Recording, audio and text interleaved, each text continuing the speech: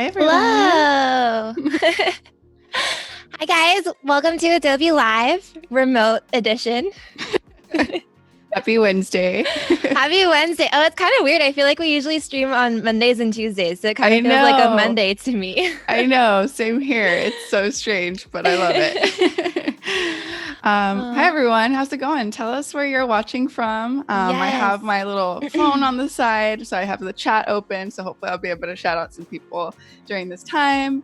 Hi, Juan Yes. Jose. Hi, Tim. Hi, Michelle. Hi, Richard. Richard. Yeah, let us know where you guys are watching from. We'd love to hear where everyone is from. And yeah, say hi, ask questions. We're so excited to talk with you guys and edit some photos. Yeah, it's going to be really fun. For those of you who don't know us or are new to Adobe Live, we are Weekend Creative. My name is Arabela. I'm Elle. And we are a photography agency, creative product photography, and we specialize in creating imagery for other brands and businesses. We are based here in the South Bay area, so if you're familiar with San Francisco, we're like about 45 minutes from there. Yeah, we're over here in the West Coast, and yeah, we are super excited to be here. Thanks to Adobe Live for having us. Yes, looks like cool. Okay. Cool. Well, looks like we have someone from Salt Lake City. Steph says you guys have so much food and beverage, which is true. We're obviously very hungry all the time. Miami. Yes, we're always hungry. Canada. Richard's from England. Awesome. Mexico. Federico from Mexico. Oh, Paul's in the chat. Hi, Paul. Hi, Paul. This is awesome. Thank you guys for joining us. So I'm hopped over on our website real quick just to show, and we can talk a little bit more about us real quick. Okay. Here's our little thing. Let me go head over to our work. Ooh, we're so cool. Like, look at us like in the left corner of the screen. This is so weird. It's so weird to not be together right now. Please send snacks. I know. Oh, yes, Tim. We'll send you snacks. Let us know where to send them. Oh, Michelle from the Netherlands. Hi. Oh, so fun. Cool. Yeah, so I've got a little bit of our work up here. As most people have seen, we work with a lot of food, a lot of beverages, but we work with kind of just about, we don't shy away from a challenge. So we like working with different products, and really just elevating them and making them look super cool with a lot of set design, art direction, props, and all the fun stuff. So yeah, we have quite a few variety of projects up here, so definitely peruse them later, but this is what we do. Cool. Yeah, all sorts of products. And we're an art director photographer team, so we handle content creation from start to finish. And yeah, we love like coming up with fun concepts and using a lot of color. So yeah, super fun. Yeah. Yes. We are going to go over our schedule for today. We have so many things going on. So earlier today, there was mixing sound for a short film with Jason Levine. You can watch the replay of that. You can also watch the replay of the Photoshop Daily Creative Challenge with Jesus that was on earlier this morning. And he was talking about how to design a sports jersey. And we're going to be going over those designs that are submitted later today. So you'll be able to get some feedback. So make sure you're working on that during the stream so you can get feedback and participate and be a part of that community. And then we're live until 11:30 when there will be an Illustrator Daily Creative Challenge with Andrew. And then after that will be branding and identity with Nina from Weekday Studio, which I think is so funny that we have Weekend Creative and then Weekday Studio. I feel like that was perfectly planned. Good job, Adobe. And then we have Adobe XD Daily Creative Challenge with Howard, who is awesome. You guys definitely want to watch that. Then draw along with Kyle. Kyle is awesome. He does so many cool like Photoshop brushes and stuff. So you definitely want to watch that. And then lastly, at 3 Pacific time, we have a design off. Oh my gosh, how fun with Budaval and Logan. So oh, Budaval. Wow, you guys, Adobe has really stepped up their game with all these streams lately. So you guys have a full day of things to watch, which is I know. awesome. I don't want to hear anybody say that they don't have anything to do during quarantine because nobody can be bored. Exactly.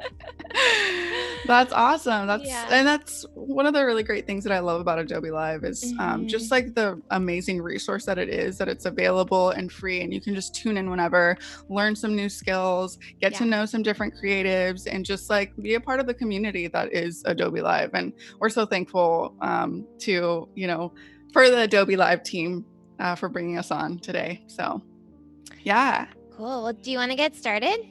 Yeah. So we are basically going to be doing a couple of different things today and tomorrow. Basically, a lot of retouching. We just worked on this really cool project for one of our friends named Claire. She is launching her own brand where she creates these like really fun shapes. And so we just actually recently did this shoot like yesterday and the day before. So this is a new project. I have not touched it, not edited anything. So we're literally going to go right in. But I'm actually going to first pull up the kind of a shoot plan because we wanted to show a little bit of like what our ideas were and all that kind of fun stuff. So I'll pull that up for you, Ellie, if you want to talk about it a little bit. Yeah, so this is something that is what we would kind of show a client once we're starting to work on a shoot. We would send them something like this to just really give them a sense of what the shoot is going to look like and what they're going to be getting. So on the first page, it would be like colors and main inspiration, goals, the vibe, a breakdown of what the deliverables are going to be. And even though this was just a fun shoot, like a personal project, we still did this so that it kind of felt like it was a client brief and just went through the whole process to just make it as good as we could make it, since it's going to be in our portfolio and we're going to use it to pitch to other clients. So it's a good idea, especially right now, if you don't have as many clients, to just create fun work, personal projects, create client briefs for yourself, and use that to grow your clientele once all of this is kind of over. So you can just kind of quickly go through. Yeah, absolutely. I made this in Illustrator, but you could definitely use Photoshop. You could use InDesign as well. Mm-hmm. So this is kind of just an overview of the product. This is our friend's company who we are working with. These are the shapes that we're going to be using. And then these are my mood boards. So we have some floral inspiration. Actually, most of it is floral inspiration because we knew we wanted to include florals because the product that we are using, it's an aperitif and it's infused with botanicals and herbs. And so we thought it would be really fun to incorporate them. Yeah, just kind of create like a fun, like mystical garden party-ish with like a lot of color and floral wonderland. A floral wonderland. So most of the inspiration is floral, and then this is just some set and prop inspiration. So we also decided to include some things like tulle and bubble wrap and cellophane in some of our shots, and that was inspiration there, as well as like the we did like a acrylic on the bottom of our set, so it would be reflective. Yes. And then this is just some beverage inspiration. So really good when you're even working on a personal project, just to do as much planning as possible. Here's a shot list with some little sketches that we did of how everything was going to be set up. And these things can change once the shoot is going, but it's just to have a general idea, like a general direction, so that you're not like, because once you're working with a client, to be able to plan everything in advance is super important. So you want to be able to practice that so you can apply it to all of your client shoots and produce work that is really fun. So, yeah. Cool. Awesome. Well, we'll get started. I'll go ahead and close this out real quick, but we've got some people in the chat. Hi, Ruben from North Carolina. North Carolina. Super fun. Richard. Okay. So the image that we're going to be working on today, like as we said, we had a shoot where we did multiple images. So today we're going to be working on one image where we're going to be compositing different leaning like glasses on these shapes. And then tomorrow we'll be doing a fun little GIF. So very exciting stuff. So I will go ahead and get us started. I have here a little folder with all the assets already. And so I'm just going to literally drag them into Lightroom. And I always start my process in Lightroom. It's just easier for me to, especially when we're compositing or when we're doing a GIF too, especially like it's easy to apply a lot of the edits over like batch editing basically. So I'm just going to drag them over here. Steps. Exactly. It just makes it easier too. So I'm going to go ahead and import them. Yes, Seth says mood boarding equals ideas don't just come out of thin air, which is true. You have to look and like brainstorm and think of a lot of different concepts before you get to the concept that you end up with a lot of times. So yeah, definitely. The more you can push yourself in that, I think the better your images are going to turn out. Cool. So I have all of the images put in here. And I'm just going to actually start with one of the images. This isn't the one that we're going to be working on, but I'm going to need it for our gray card because one of the things in studio, right, like sometimes the white balance is going to be off when you photograph something. So always having like a gray card handy in one of your shots is going to be really nice to be able to change the white balance or correct it. So I'm going to move this down here so I don't see. And typically you'd want to take a new gray card photo every time you have a new set or new colors introduced. Exactly. And actually, before I even start doing that, I'm going to go back over here. One of the cool things about Lightroom too, I just want to mention, is they have this little thing right here on the left-hand side under catalog. It's a quick collection. So sometimes when I'm working, for example, this is my Lightroom, my Lightroom catalog for Weekend Creative 2020, which is like everything that we worked on, I put in here.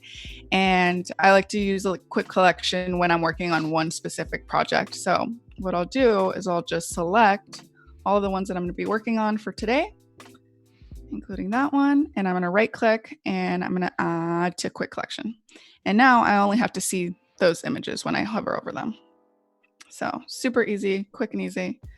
So I'm going to go back to that one gray card image. I'm going to head over to develop. Feel free to ask questions, you guys, throughout this whole thing. Like really, like we're an open book and we want to share as much as possible and like sharing our process. So feel free to ask anything. Elle, feel free to interrupt me too because I don't even see you right now. I will. It's okay. Cool. Okay, so we are just going to go ahead and go to the bottom section down here. I always just quickly do lens corrections right away. And that just helps with any like distortion from the lens. So click those and then that kind of fixes itself. Perfect. And then I'm going to go right back up again. And like I said, correct that white balance. So I'm going to grab this little dropper tool right here in temperature or treatment. And I'm just going to go ahead and click that gray card and it just kind of makes it the color that it's supposed to be. Very easy. Okay. And then now that I don't really have anything else to do for this image here. So I'm just going to go ahead and right click on that image and go to develop settings. And I'm going to copy these settings, right? Because this isn't the image that I'm working on. So I want to be able to copy. And this is where that batch editing kind of comes in. And basically it pulls up this window, copy settings, right? And you only kind of want to select certain things, right? You never want to select anything that's specific to one image. And that's the thing, like when I'm starting in Lightroom, it's just, I know all these settings are going to be applied to all these images. So I'm not going to select like local adjustments or any transform or spot removal or crop, just kind of the basics. And I'm going to copy that. So we have a couple questions. Seth was asking, what do you guys use to mood board, Pinterest or another platform? And yeah, we use Pinterest a lot. We save a lot of inspiration that we find just everywhere and have it kind of saved so we can flip through that when we're looking to mood board as well.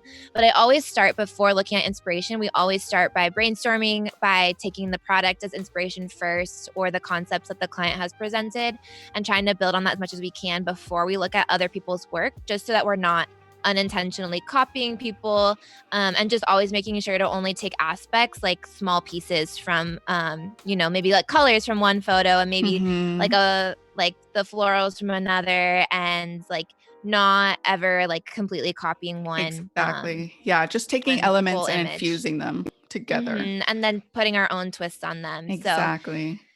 So, yeah, and those are really especially helpful to show a client to help them like visually understand what you're going to be delivering. Yeah. Sometimes they don't know because, it's like kind of in your head. So you're always just like, here are the elements that are kind of going to be infused together. Yeah. So, but Pinterest is so awesome for that. And I love that you can scroll down and see other similar images from the image you're looking at. And then Paco is asking, what camera did you shoot these with? Yeah, so we shot these with a Canon 5D Mark III, my little baby, and we used the 24-70 lens. And the reason for the 24-70 lens is we actually used to shoot with the 50 before, and we realized that we really liked. One of our friends actually told us that they use the 24-70 because of its flexibility, and we like the range that it gives us, so we can zoom in, zoom out, and also it has a really small aperture too. Whereas the 50, I think it only it goes up to I think f16, whereas the 24-70 it's like f22, up as small as f22, which is great for product photography because you want most things in focus anyway. So that was like a no-brainer for sure, and we kind of just stuck with the 24-70 at this point. It's just easier. Tim says you don't even notice the distortion unless you specifically remove it using that tool. That's so true. You wouldn't notice it at all for sure. Very subtle, but it definitely makes a difference. And then Cameron was asking if we both shoot and edit. So we tag team during the shoot, right? So we're like working together. Ellie's the art director and stylist. So of course she's kind of like hands-on with all the props and everything. And I'm kind of more on like the lights and the camera, adjusting settings and But you help with styling too, which is good. And we both kind of do a little bit of both during the shoot process for sure. But I do all the post-production after. So Seth says, I'm sometimes hesitant to share a Pinterest page with a client. Rather, I end up grabbing images and put them in a PDF deck. Yeah, me too. So I'll usually send them something kind of like what we showed at the beginning where it's a breakdown, and then I can like type an explanation for, why I included these images or how we're going to incorporate these certain aspects into the shoot so they don't think that this is exactly what their images are going to look like. Cool. Guys, good questions. Yeah, really great questions. Camille's asking, how do you choose your props? Oh my gosh. Well, thankfully we had these beautiful pieces by our friend Claire. Yes. So these pieces are our friend Claire. She's launching a business called Moodelier, and these are amazing. She's going to be manufacturing these, so you'll be able to buy them for your own shoots. And I think you'll be able to rent them too. And she has all different sizes. And so we were doing this shoot specifically to showcase her pieces and film like a tutorial on how we use them. So those were easy. We already knew we were going to be using those. And then as far as like the cellophane and like other elements, the florals, we chose those because of the product and because of the mood and the look that we wanted to have for the specific shoot. So you always want to make sure that your props are helping to enhance and focus and bring attention to the product and not distract from the product. Yeah, definitely. And tell a story. We always want to tell a story in our images too. Yes. Paco says, I love the colors. Oh, thank you. Aww. Yeah. So like I said, we're going to be doing a little compositing today. As you can see, we have the shapes, but then we're going to add in these fun little glosses that we are leaning or like, kind of suspending. And we did a couple different things, right? So we have like our base image here. And like I said, I kind of copied those develop settings from that other image for the gray card. So I'm just going to grab all of these, right click all of them and select them all, right click, develop setting and paste settings. So it's just going to apply everything that I did to that other image. And it's kind of not as like noticeable quite yet, but you'll kind of see it from there.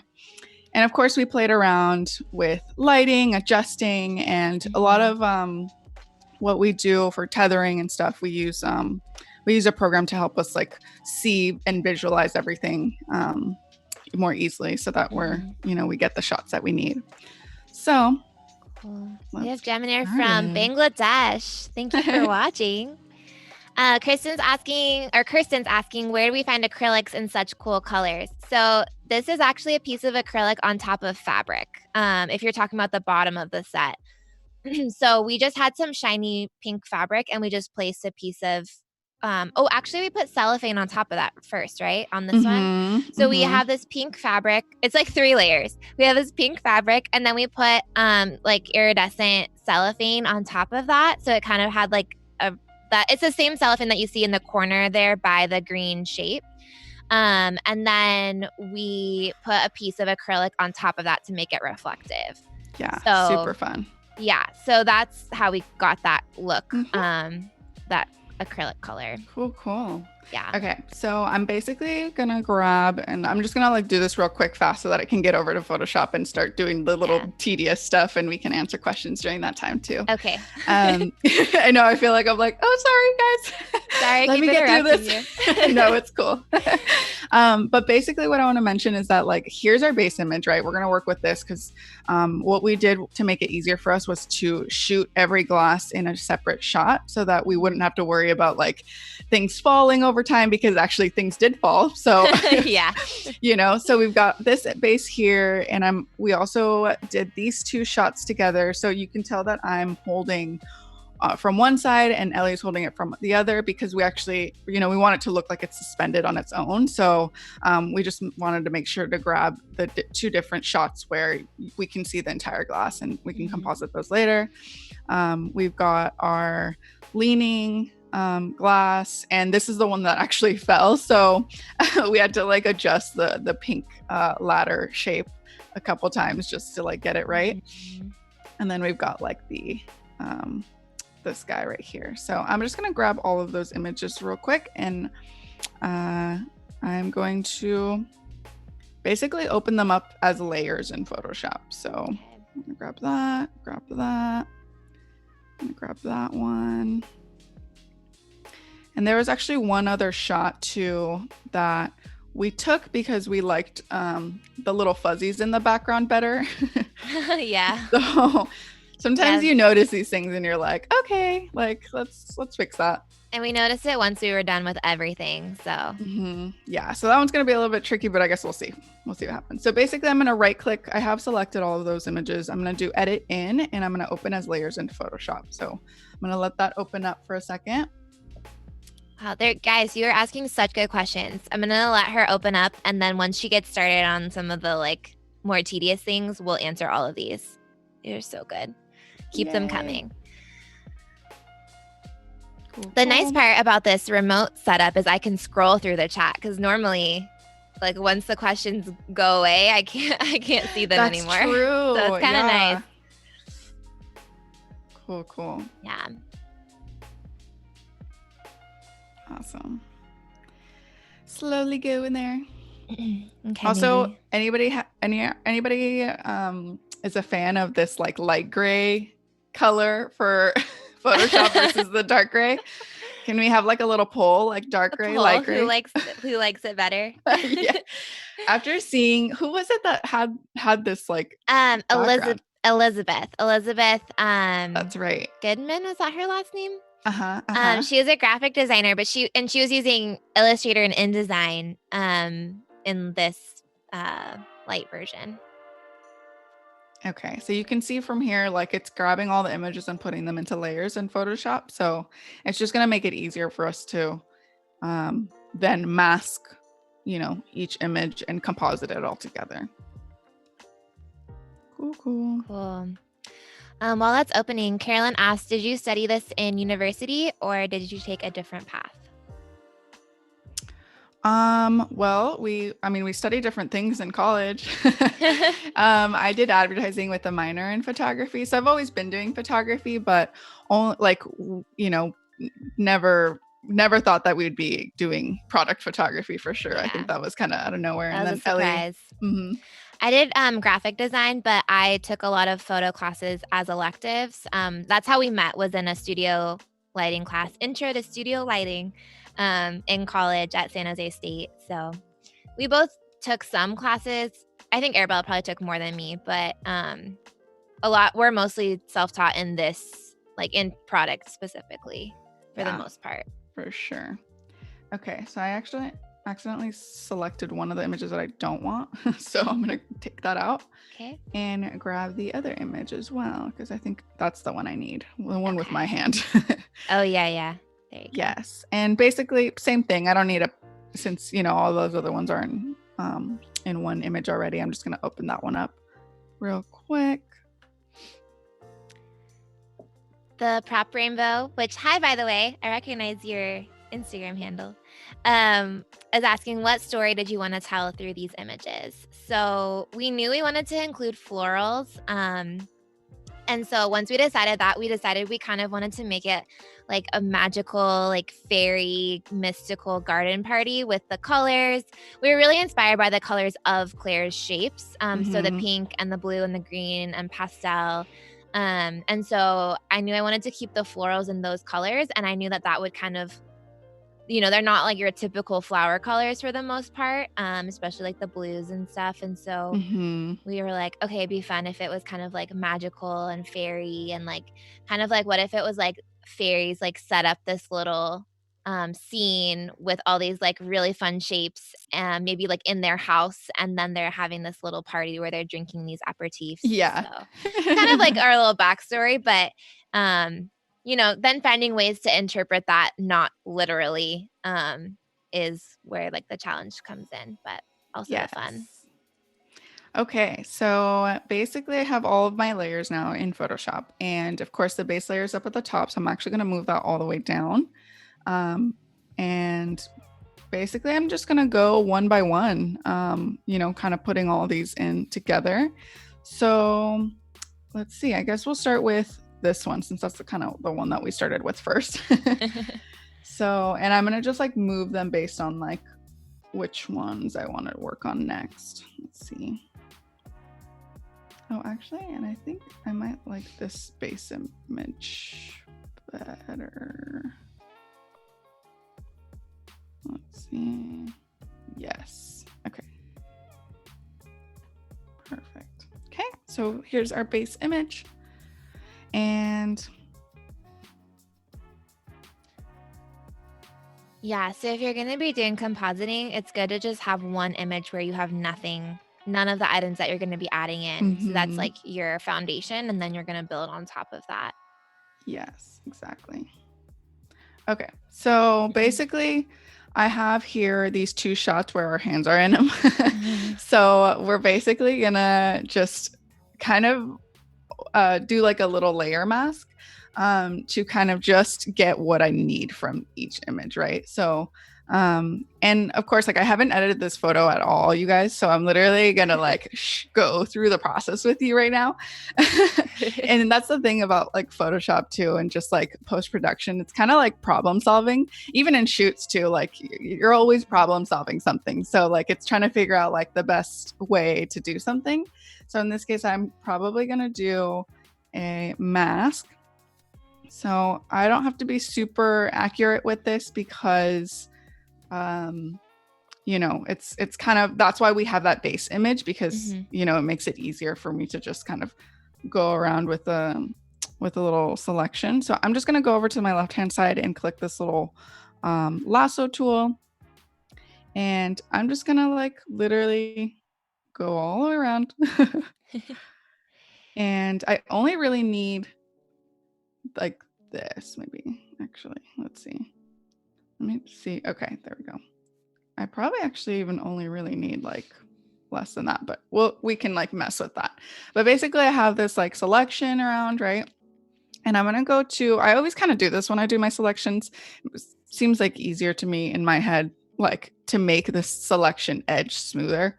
So I always go to select and mask, and I'm going to smooth it out. And that's just going to smooth the edges so that it's not as like crazy. Okay, and I'm going to hit OK. And basically I have just the, the glass and the reflection selected. And so now I'm going to hit, I'm going to do an inverse selection. So I can do either select inverse, or if you're on Mac, you can do Command-Shift-I. Now I've got everything else selected, and that's what I'm going to do to create my mask. So there's this little like mask icon here at the bottom on the right side. And while being selected on that layer, I'm going to click on that. Oh, actually, just kidding. I wanted the other way around. Okay, let's see. Yes. Okay, perfect. So sorry, guys. Do not do the everything around. Just do the selection. Okay, so yep, add in a layer mask. And now you can see that, Ellie's fingers are floating in there. And so now while being selected on the mask layer, I'm going to go ahead and grab a brush, and I just kind of want a soft round brush. I tend to stick to some of the basic brushes that Adobe has in their brush collection because they're really good. And I just kind of want it to keep it soft. And I use my little keys to go up and down. That's just part of like shortcuts that I always use.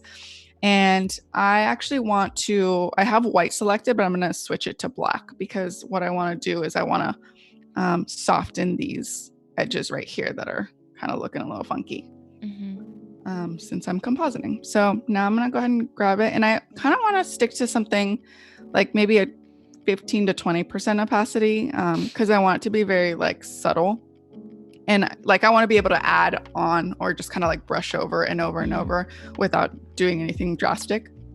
So maybe like, I don't know, 20% or something like that. Cool.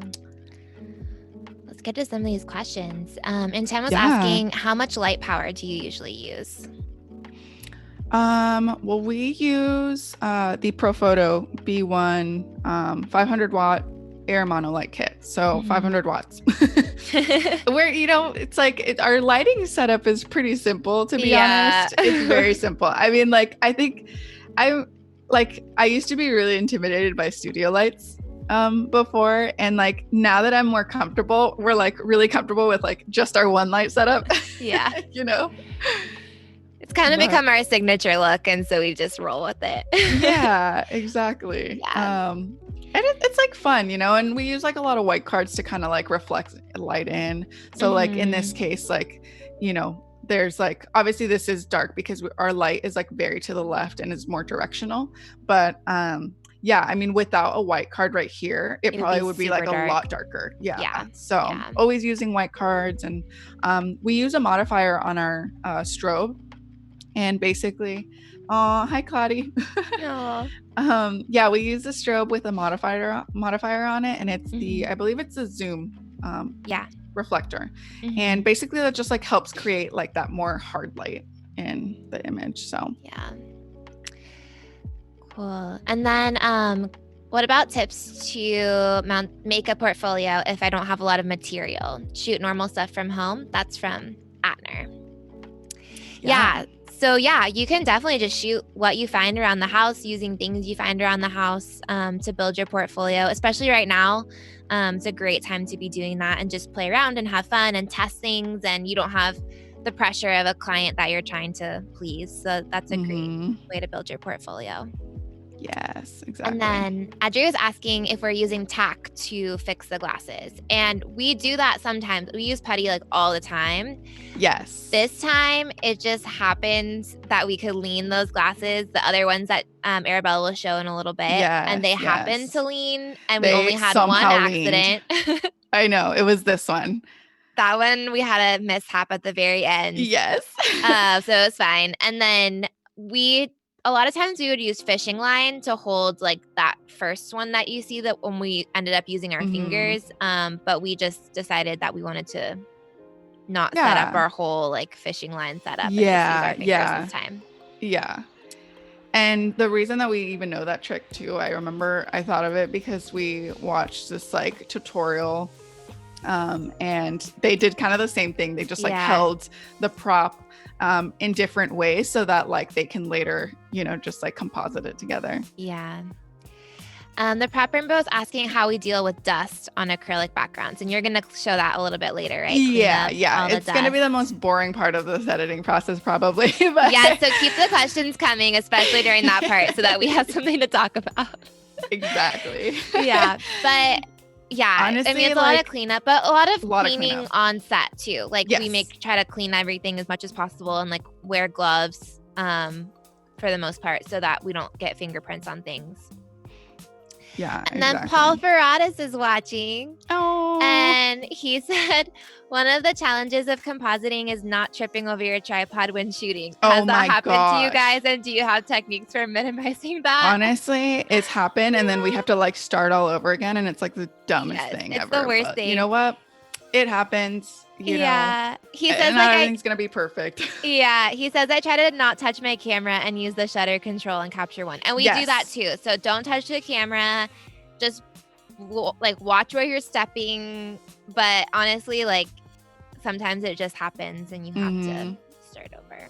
Especially if you're doing like stop motion and then you're moving things in the scene and you end up moving things that you're not supposed to move. That happens to us. Yes. Or like when you're creating a GIF too, like Yeah. The stop motion. Yeah. Oh yeah, you said that, Ellie. I did. It's okay. Sorry. You're I'm, you're like, trying editing. to do too many things at once. You're But, used to tuning out my voice. It's fine. Oh my gosh, this is so funny. And then Michael asks, Yes. do you find that you generally only use one of your pro photo lights at a time when shooting to create those directional shadows? Yeah. Yes. Yeah. You know what? That's the thing. Like I'm come a long way from how intimidated I was by studio lighting, but the idea of like having multiple lights in the set or scene also just sounds so much more like I don't know, more intimidating for some reason. Like there's just like more things that you have to think about and like always adjusting settings too. Like it's like you have to like account for everything. So we like to keep it pretty simple for that reason. But I mean, you know, if it calls for it, we will. But generally we stick to that kind of one light setup. Yeah.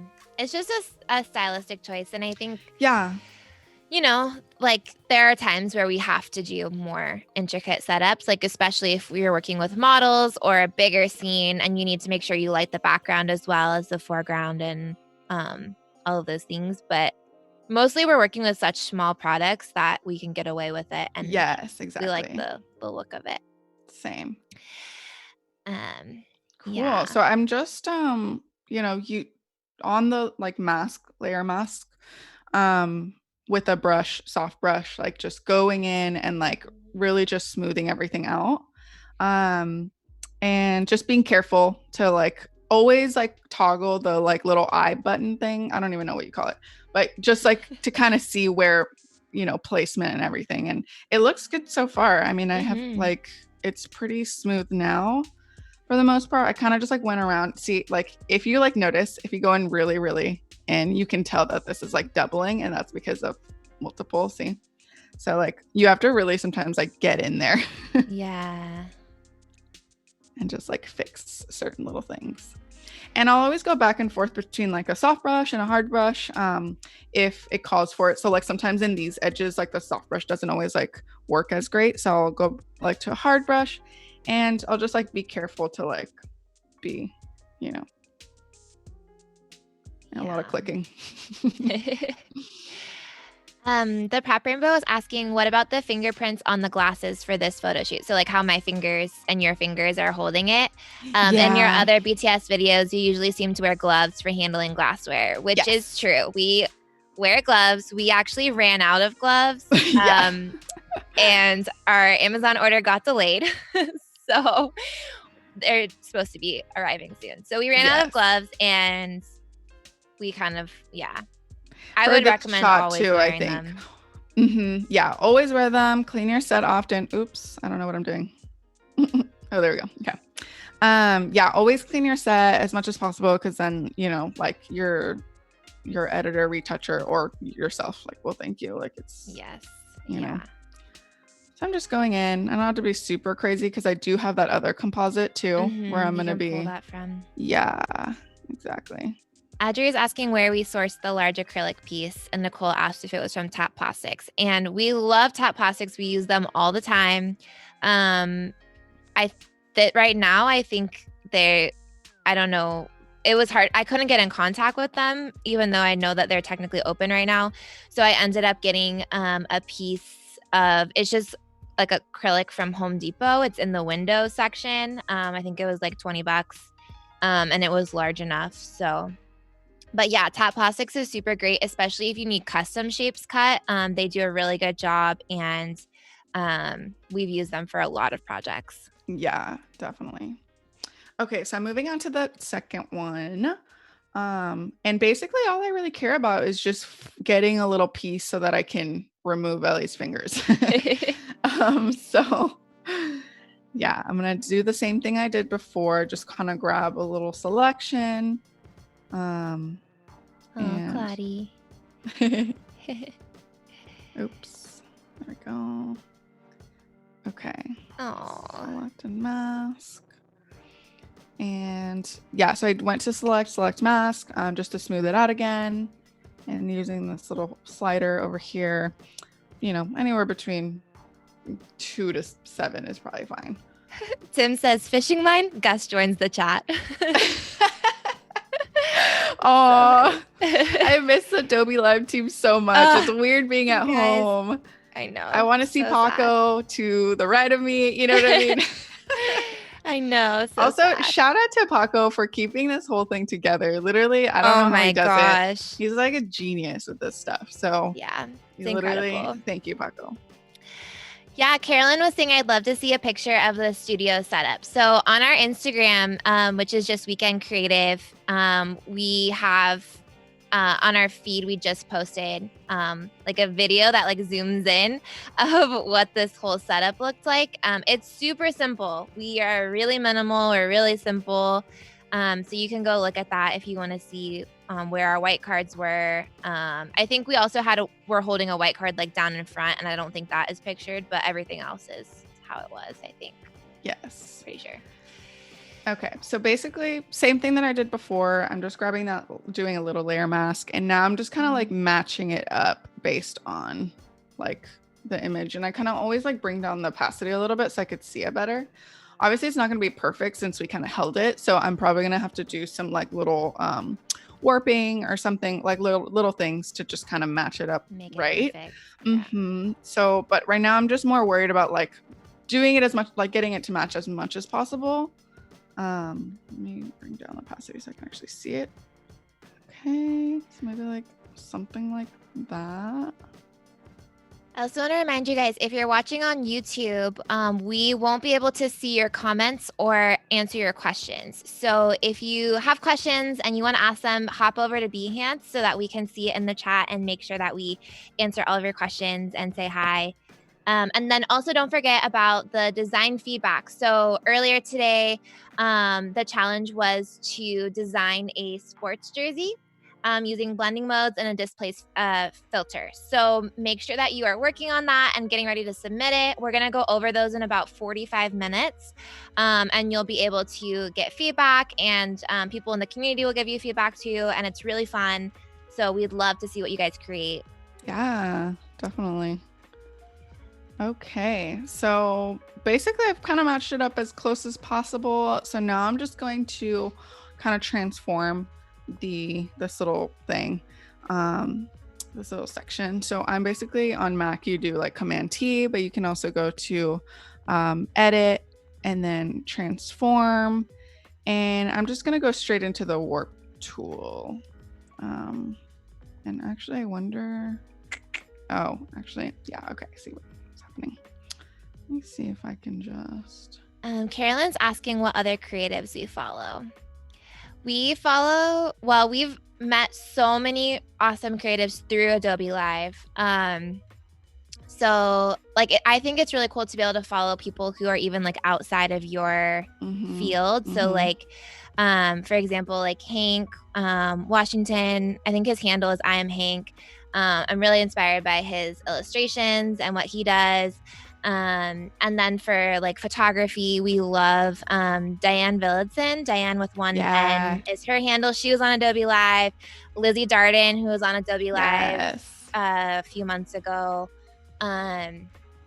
Yeah, those are some of like our top, I would say. I mean, there's so many. Like, if you just keep watching Adobe Live, you're gonna discover so many cool people.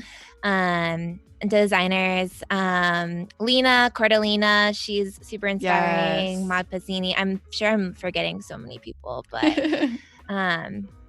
yeah, I would definitely like take a look through. If you just scroll through like past videos, you'll find really cool people we're always like obsessed with Jimmy Marble. He hasn't been on Adobe Live, Yes. but he should be. I know, right? Let's get him But on yeah, there. he's like one of our like original like photography inspirations, his colors Yes. and his portraits.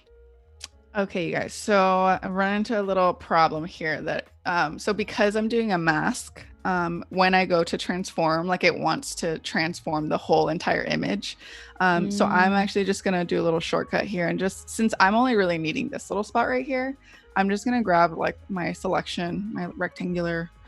I like never know the official name of these things. Rectangular marquee tool.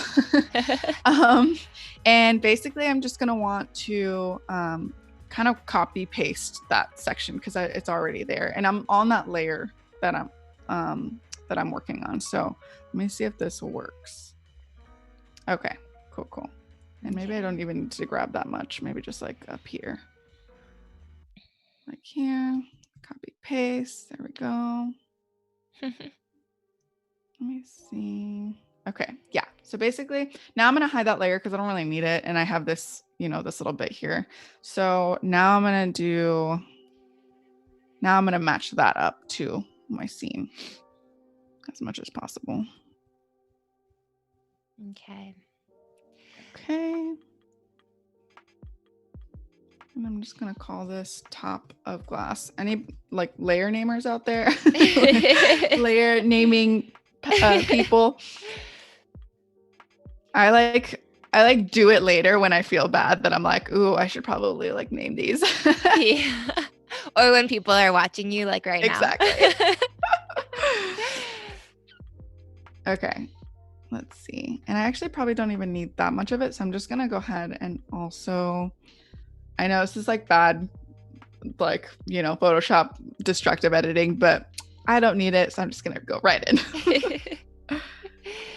And basically I'm just erasing what I don't need to kind of match it up better to the glass that I was working on. It's just the edges. Asked if we have a sturdy tripod that we recommend. Yes, the Manfrotto ones. Those are awesome. They are super reliable, very nice, like, tripod, easy to use. I don't remember what the name of ours is, like the version or the kind. It might be on our blog somewhere. Yes. I can't remember. If you search, it might be. If not, we can look it up later. But yeah, the Manfrotto is great. Yes. Okay. I mean, I'm almost there. Seth was asking, do you guys have a recommendation for a basic starter product photography kit for those jumping in, like an essential light, essential rigging, just the minimum to get started?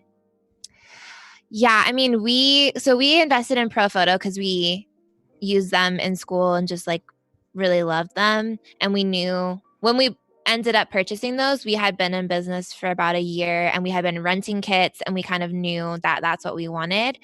And that's a really good way to figure out what you want and what you like, is just by renting from Viral Lenses or renting Pure Space Studios. But there's other lights that are more affordable that are great too. Like Alien Bees is great.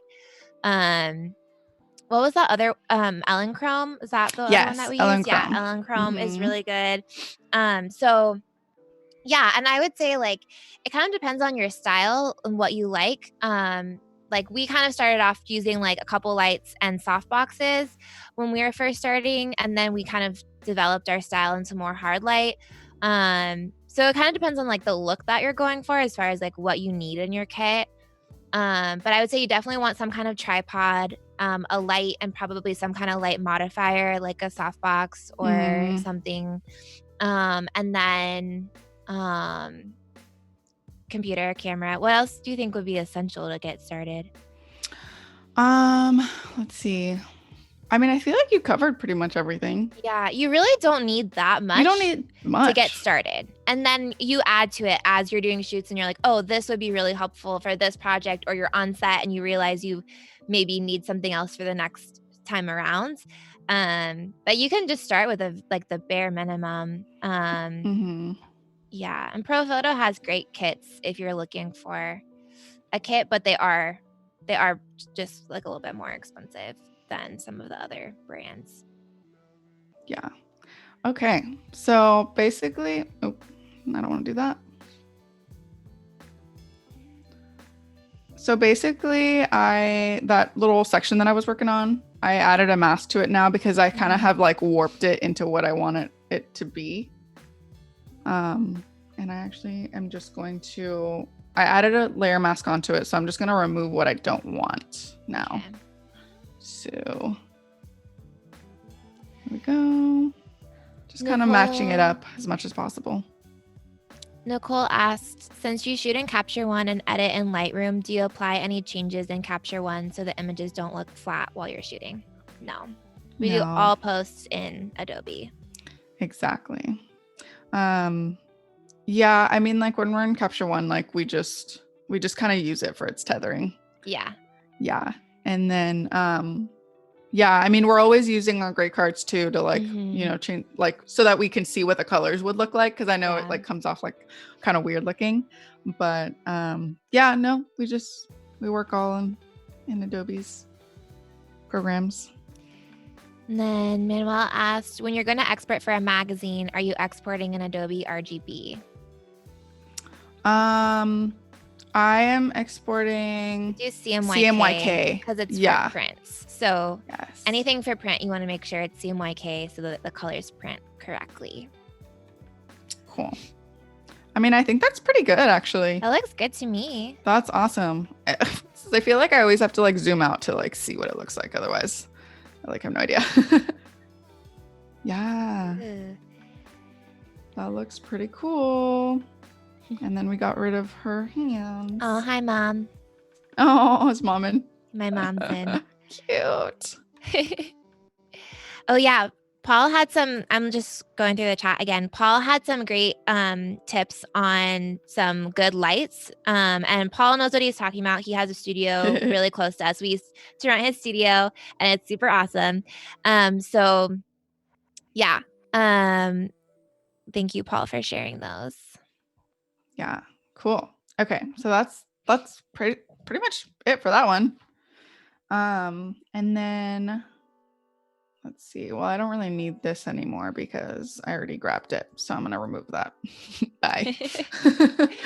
Okay, and then yeah, that's like we kind of started with like the bottom one because we were like, okay, well maybe this one's the one that's like we have to make sure that we have to use our hands to like prop up. Yeah, we weren't totally sure if we were gonna have to set up our fishing line and stuff, so we were like, let's just get the hard one out of the way first. Yeah. Okay, so now the next one. And the nice thing about doing it all separately too, the one thing that we realized was that we could do these separate because none of the reflections or anything that's changing when we actually put the glasses on changes anything of the scene of the other shots, if that makes sense. So like, the shadows are all here, I don't need to like grab anything from else besides just that section, Yeah, because we technically could have done all of these at once. It just would have been really more precarious. Yeah. So we were setting all the so we set up this glass, for example, and then we used a syringe to fill it. So we weren't trying to pour from the bottle into the glass, which helps like minimize spills and fill to like the exact point that you want to fill it to. And also like it doesn't move the glass as much. So there's less danger of it falling over.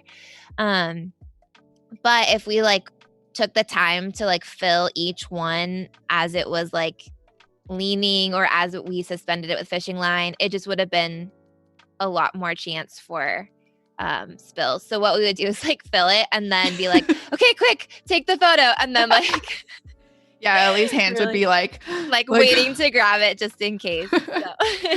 And then the way that we filled up. So the thing is that you can't really like, it's kind of easier to fill them up once they're like in their space, if that makes sense. Yeah, because then if you fill it when it's straight up, you might be filling it with the wrong amount of liquid and then you lean it over and it like spills or it like looks weird. So yeah, so we just use like a little syringe to like fill up the liquid inside. Yeah, and that actually helps minimize like any like potential droplets on the like on the glass or anything. More precise. Like that. So yeah, exactly. Okay, so I basically did, sorry guys, basically did the same thing. Like I just selected everything around. I also did the select and mask. and smoothed out the edges. And basically same thing. I'm just going to add a layer mask, and oh my God, wow, that was actually really good. I like can't even tell the edges. Wow. Perfect. You're done. I'm done, you guys. Just kidding. Who knows? This is why you have to like zoom in, right? Because look at, you can see that little edge right there is like starting to look a little funky. So, Yeah. But that's actually pretty good. Good job. I know. Thank goodness we didn't move anything.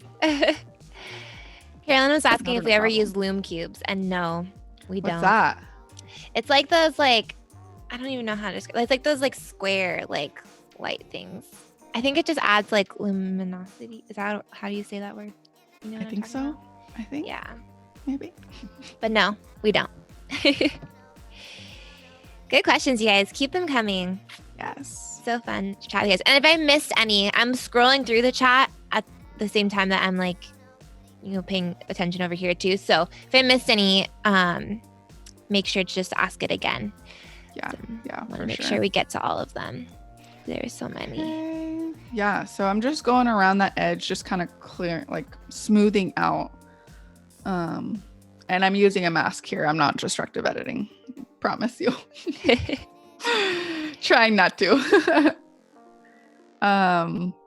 There's always like some form of destructive editing when you think about it, but sure. Try to stay away from that, of course. Yeah. Like for example, like when all these are composited together, I will like merge the layers and do another layer on top that's like just like all of them together, because I want to be able to like, do certain things. Sure. Okay. Hi, Lessa. Thanks for joining. If you guys are just joining us, we're Weekend Creative, and this is an image that we took just for fun. It was a personal project.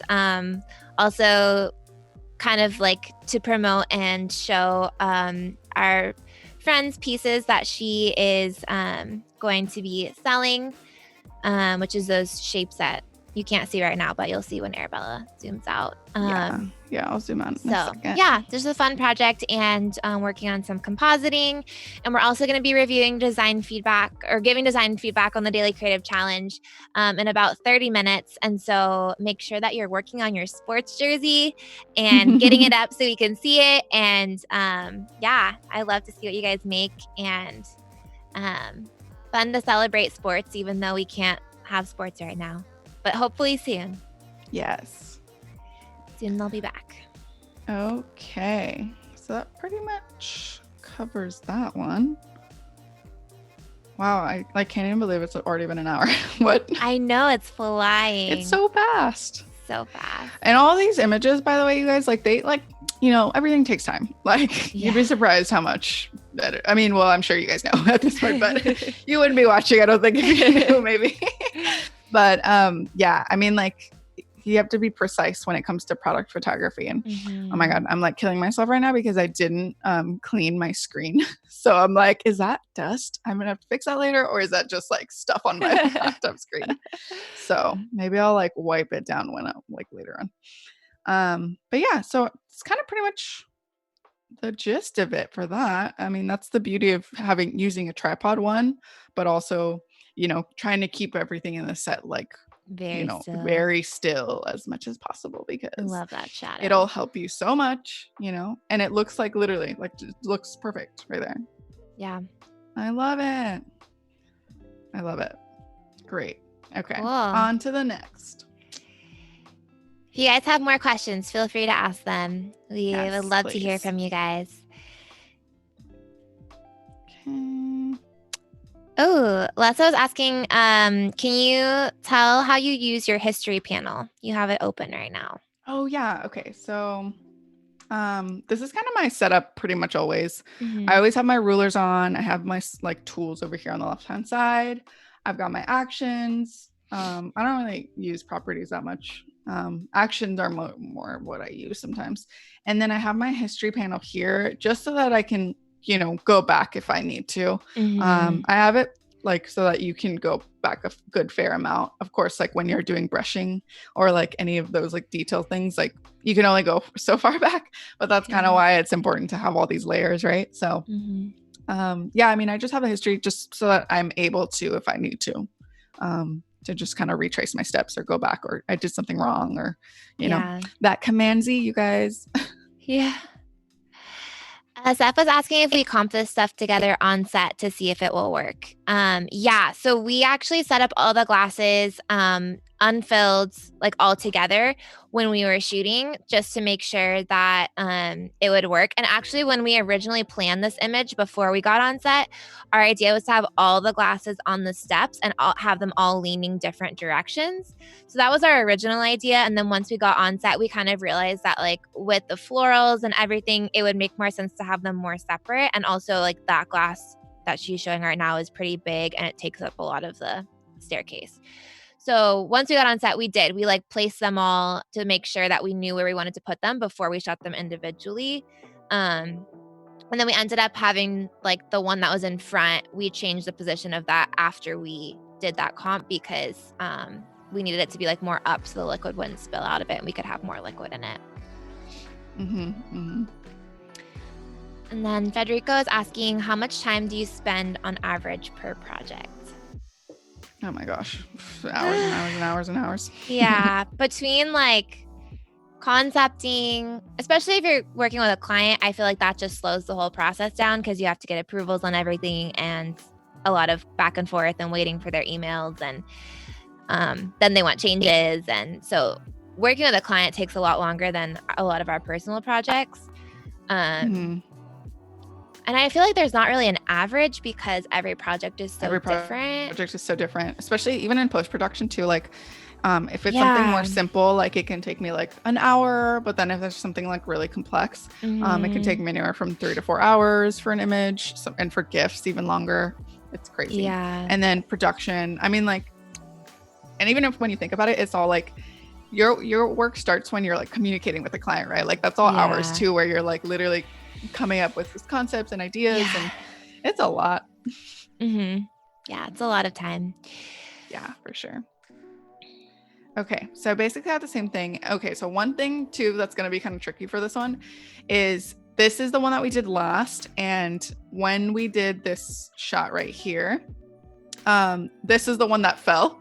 So it kind of moved the scene like just a tad bit, so we try to adjust it and make it as, you know, as close as possible. So we'll have to like finagle some stuff. We'll see how it goes. But same concept. I'm literally just grabbing the same thing. See, it's like pretty straightforward for the most part. It's just making sure everything matches up as best as possible. Yeah.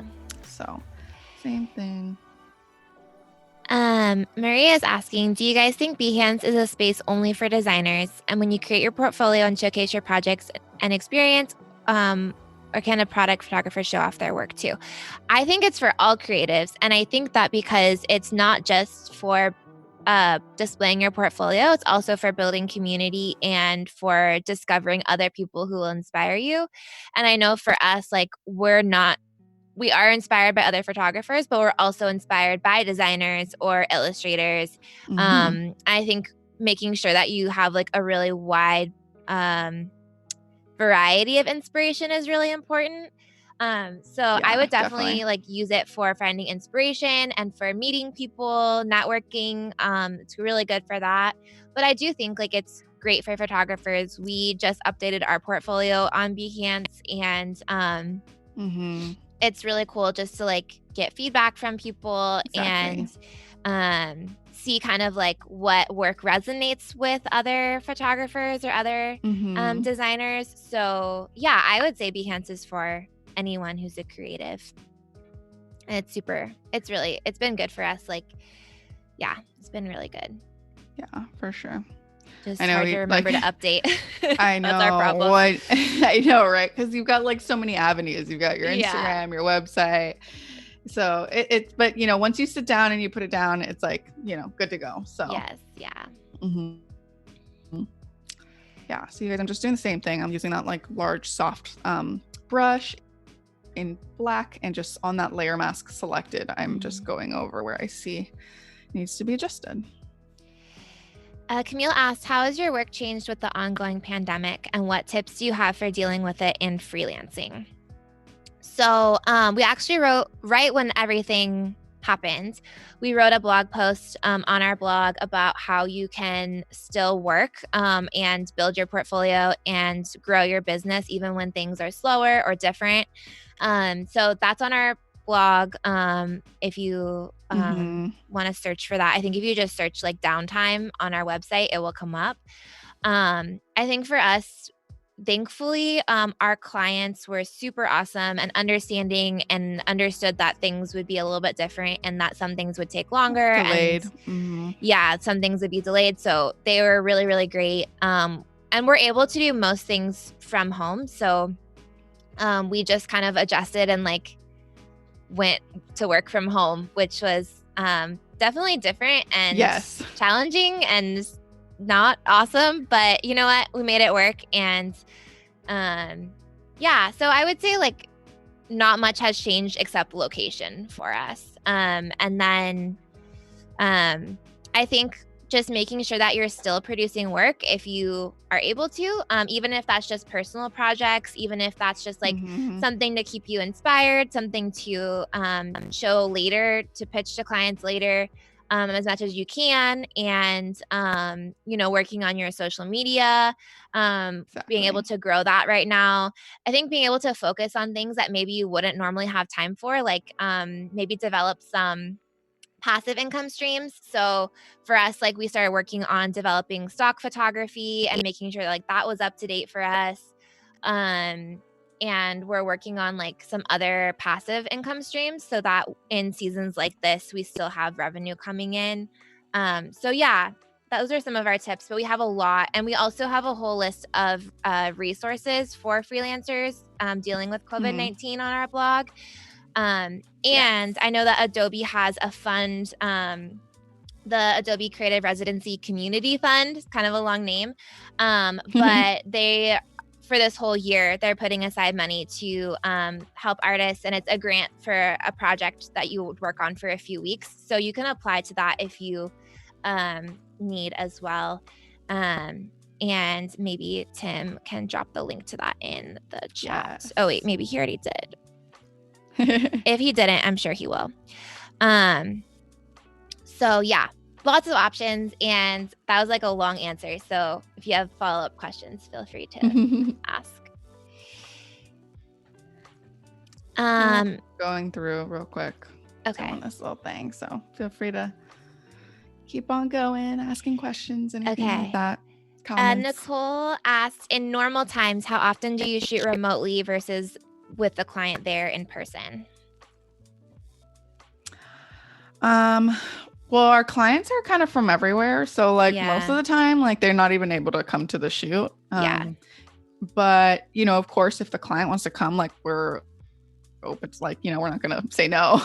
If they're local, they'll definitely come. And sometimes, there's pros and cons to that too. Like, definitely like it is nicer to not have them there in a sense because, there's less pressure and it's just like, you're on your own time. You don't have to, kind of follow anything specific, but like it is then sometimes nice when they are there because, they'll offer something like feedback that you wouldn't have otherwise thought of, or, they're there to keep the brand vision still going. And, Yeah, for sure.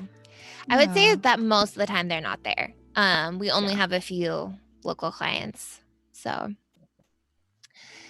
Zemia is asking, what do you guys do if a client doesn't like the final work?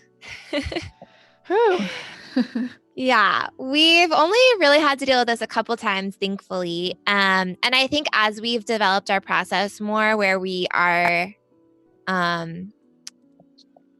really getting more approval from them and showing them more of the process and like getting better at communication, it happens less and less. But we do have it in our contract that if it was on us, and that's only happened a couple of times, like there was just a miscommunication or we just didn't really execute as well as we could have, we'll reshoot, no problem, like no charge, we'll make it right, 100%. But if it was not on us, if they just change their minds or they want us to reshoot and it's not our fault, we have it in our contract that we charge a reshooting fee, and that's usually an hourly fee.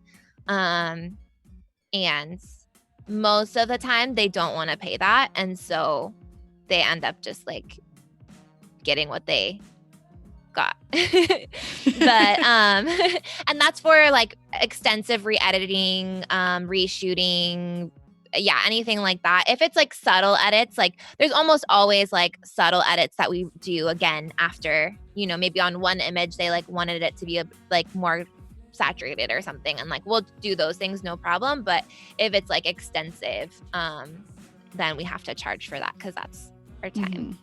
Yeah, for sure. Okay, we've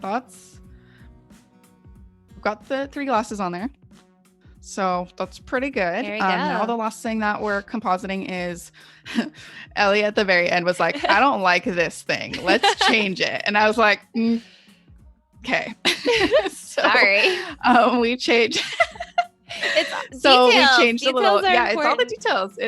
That's what it is. And that's the beauty of just like, tethered photography in general. You can see so it. You can like see and everything. I knew that once I saw that, it was going to bother me forever. So we have to change it. Yeah, absolutely. So I am just going to basically do the same thing, kind of just grab that little piece. Basically, I just want to grab this, I think, mainly, and just like switch it. So let's see. Cool. I'm going to go in there and do that. Carolyn asked how we find clients. We do a lot of cold emails. Now it's helpful because we get referrals and we get a lot of people reaching out to us from Instagram, and actually Pinterest too has become a place that a lot of clients recently have found us. So if you're creative, put your work on Pinterest and make sure you're pinning other people's work as well, because that helps you get noticed, and make sure that you're always putting the right words so that people can find your work in the caption of your pin, because Pinterest is a search engine. It's kind of a place that I don't think enough creatives utilize. But yeah, we've had several clients recently tell us they found us on Pinterest. But yeah, cold emails are really great. We have a series on our blog. It's 3 blog posts all about how we cold email and pitch to clients. So if you search pitching on our blog, that will come up, and you can read all about our pitching process and how we organize that and follow up and all of that. It's a lot of following up. It's a lot of like sending a lot of emails before you like get through to somebody. So persistence, and then engaging with them on social at the same time that you're emailing with them, so that they like see your name in multiple places is important too. Yeah, definitely. The Prop Rainbow asked, do you work with other agencies as well, as in when clients already have an agency with a concept to execute? I don't think we've ever worked with another creative agency. We've worked with, so like, for example, Andrea, who, she has a graphic design agency called Studio Linear, and she was on Adobe Live a while back, and I hosted her, and we became friends.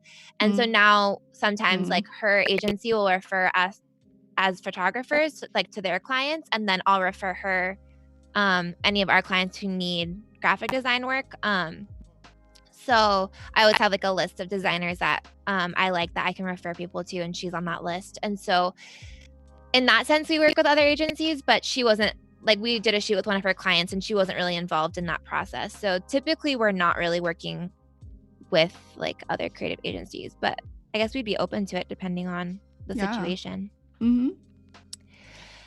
Seth asked if we normally maintain our own studio that we rent permanently, or do we rent a studio as needed? So we used to rent studios as needed. And shout out Paul.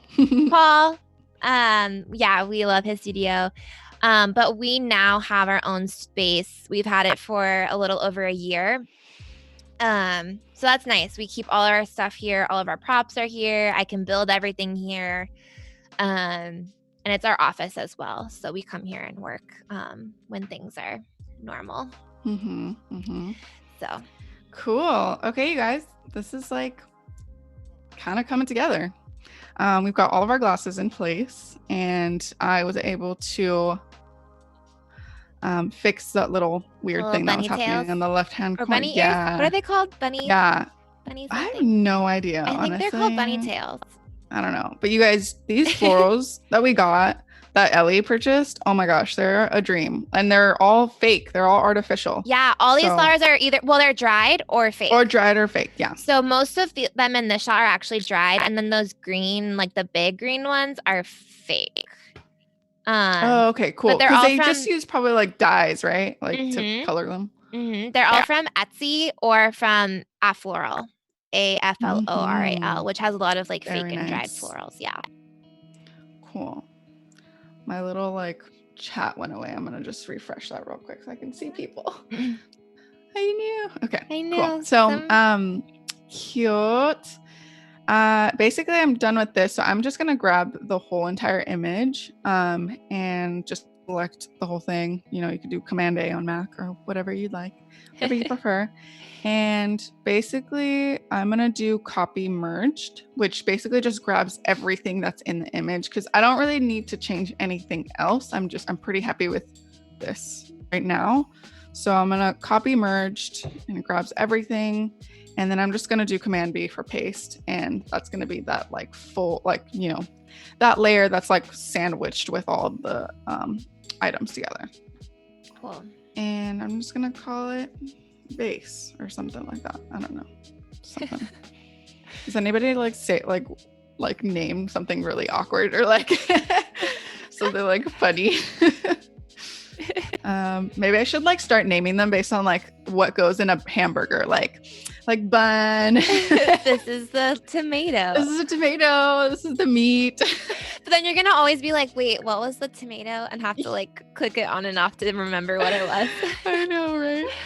Okay, so we've got our base, and now this is just kind of like cleanup at this point. You know, we'll get into kind of more of those like start playing around with color and stuff. Obviously, like we only have a certain amount of time left, but we'll just kind of keep going until we're, you know, until we hit that deadline. 12 minutes and 30 seconds until we go over to the Daily Creative Challenge and offer feedback. So if you're working on your sports jersey, get it in. We want to see it.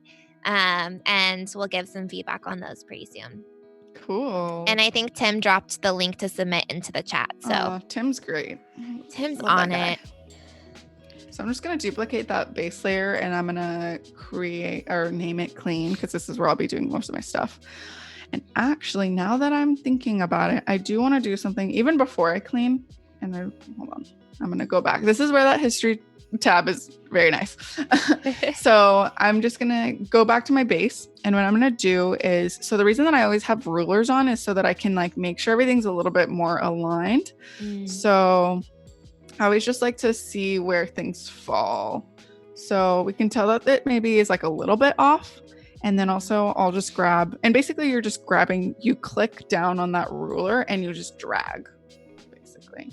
So see, that one's kind of like a little bit off too, just like a tad bit.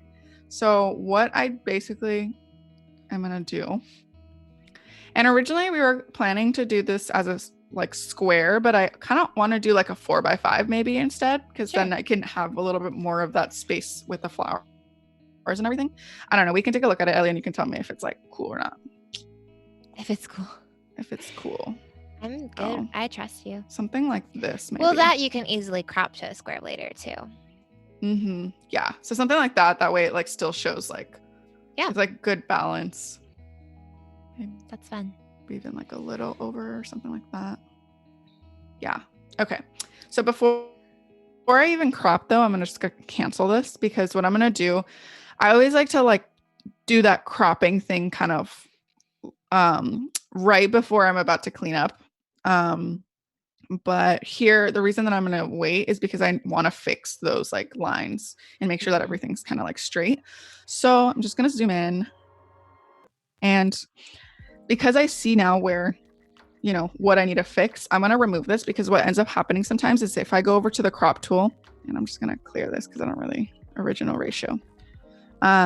What happens is like, I usually like to use the straighten tool. I don't know if anybody uses that, but it's like my best friend sometimes. Basically what I'm going to do is grab that little ruler straighten tool thing, and I'm going to go from one point to the other, and that's going to like adjust it based on my points. So in this case, if I still had that like ruler or that guide there, like it would lock into place and it's not what I want it to do. So I'm going to just grab one point from here, and you can tell that it's like going. And so I'm going to like just slide over. Oops. There. Can I get out? No. Okay, wait. JK. Let me cancel that real quick. I think I just need to be like a little more zoomed out so that I can actually go from the other point to the other. Okay, so I'm going to grab that again, still being on a original ratio.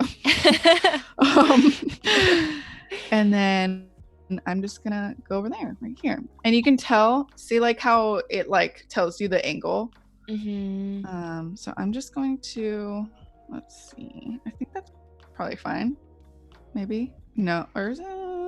Yeah. Oh, Claire's here. Right. Claire designed these beautiful pieces, you guys, these shapes, right? Well, I'm using my mouse as if you can see them. Or see my mouse. But yeah, these are by Claire, and we love them. If you're a product photographer, you definitely want to sign up for her email list so you know when they're launching. It'll be pretty soon.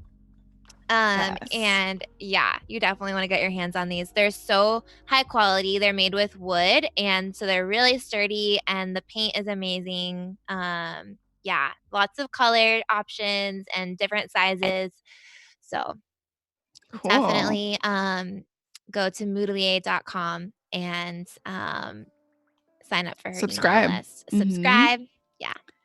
And follow her on Instagram because that's where she's sharing all the fun stuff right now. Yeah. So. Oh my gosh, so much beautiful inspiration. So okay, so now I can drag that guide again and just like kind of double check, and it looks pretty good to me so far. But of course, there's this guide right here. Also, when you're on the crop tool, you can't move the guides if they're already in place. So you just go over to the move tool, and from there you can actually do things. Yeah. So I'm not going to do any more of the kind of like straighten tool anymore. What I'm going to actually do is now just warp stuff. So because I'm doing small little adjustments at this point. That one's actually pretty straight on. I feel like that one's pretty good. Let me try this one. So these are the really small details that like making sure to do these kinds of things and like clean dust, things that you might not even notice unless you zoom in. Those are the kinds of things that are going to set your work apart from other people, because it's really easy to get lazy and be like, oh, no one's even going to notice, so I'm not going to do it. But it makes a huge difference in the final image. Yeah. So, yeah. Just like little things, you know? Yeah. Basically, so I've grabbed the whole image, Command A or select all. And I'm going to now do Command T for transform, or you can go to edit, transform. And I'm going to use the warp tool. So something that Photoshop came out with this year, or like that they updated, for 2020. Before, you could only warp this like this way, and now, or I think it was like maybe 3x3, but now they have like way more options like for warping, so that you can be even more specific, which is really nice for these certain things. So for example, like in this image, the only one that I'm really wanting to adjust is this guy right here. You can see the line hits here, but then it's off here. So I'm just gonna, I have the 4x4. You can get even more crazy and do a 5x5, but I don't really need that. I just need the 4x4. So I'm gonna grab the point. So there's these like white little dots. You don't necessarily want to grab anything on the lines quite yet. You kind of just want to start with the white points first and see if that helps fix it. So I'm just going to grab this one because it's going to deal with this particular grid. So I'm just going to move it over a little bit and see if it goes. There we go. Nice. I kind of moved it a little bit. And it just like takes a second to kind of like move over a little bit. Okay, that did a pretty good job. I'm going to grab this other point too to just kind of move it over even a little bit more from the middle, and being very, very like minimal. And like you probably can't even tell right now, but it's very slowly like adjusting, and now it's like connected. Do you see? So I'm pretty satisfied with that, and I'm just going to hit enter, and it's going to like do its thing. Okay, cool. And now you see that like both points are like pretty straight. So I don't need that guide anymore. Sometimes I like have a lot of guides in the image. So What I usually like to do is then just do view and then clear guides. And then I'm good to go. And now it's like pretty straight. Yeah, So looks good. do you see, I'm going to like toggle bit behind like the base, but do you see how like I just adjusted that left-hand side? Mm-hmm. Like make it a little bit straighter. Yeah, so that's pretty good. And so now I'm just going to do cleaning.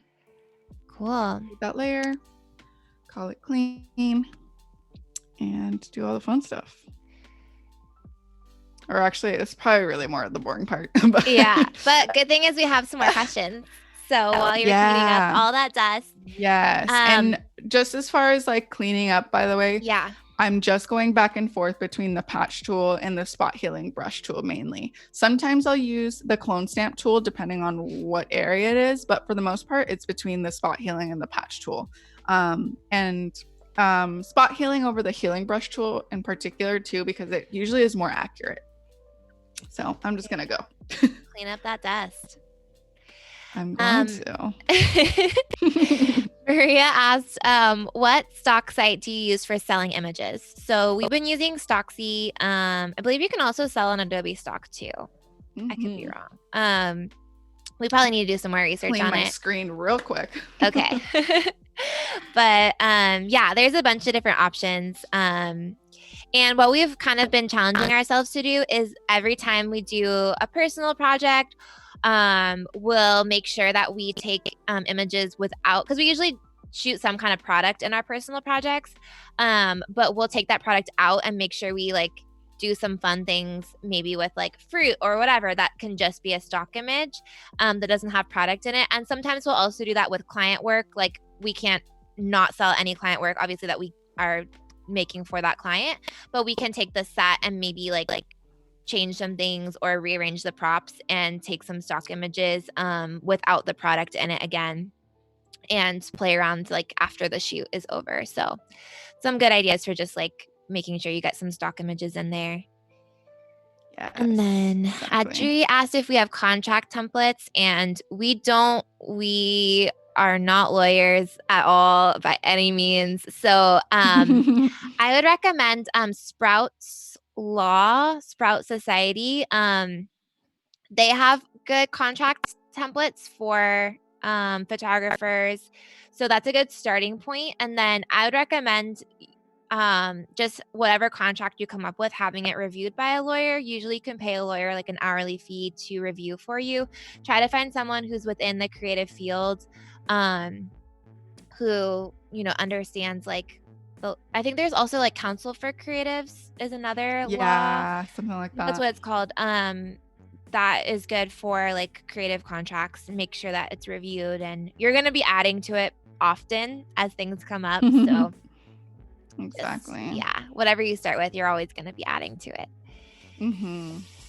The Prop Rainbow asked, Arabella, do you save files with unmerged layers just in case the client wants something different in one of the layers? Yes. Well, yeah. Anytime there's like client work, I definitely always have those layers and everything so that, yeah, I can go back to it if necessary. Thankfully, it doesn't happen that often. And then, of course, like this is like a personal project, so I really, you know, can kind of be a little more lazy with it. But yeah, typically it's always good to have like that editable. Always able to go back. Yeah. Yeah, exactly. Just in case, because, you know, sometimes the client wants to change the color or like, Yep. you know, something, and, you know, kind of something that needs to have that like Photoshop layer with all the layers so that I can make those changes. Yes. Carolyn asks, do you always warp in Photoshop or do you use uprighting in Lightroom?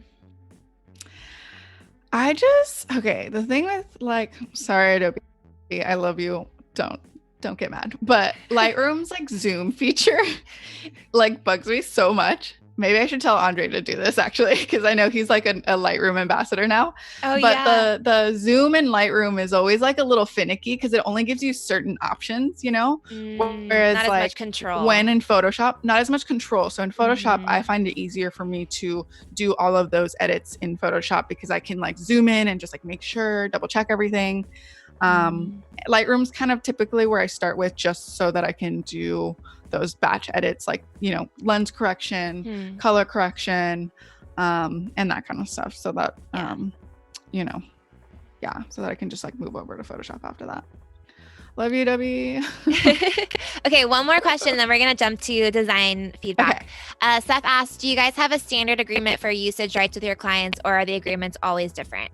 They're always different because most of our clients have different uses. So some clients only need web and organic social, some need paid social, some need press, some need like print. I don't know. It's always different. And so I always want to customize it for that client just so that we can make sure they're not paying for things they don't need. And then I always tell our clients they can pay for additional usage after. So if they don't know they want to run ads yet, they can wait, they can use the images, they can test them, see which ones they want to run ads with, and then only pay for paid social for those specific photos.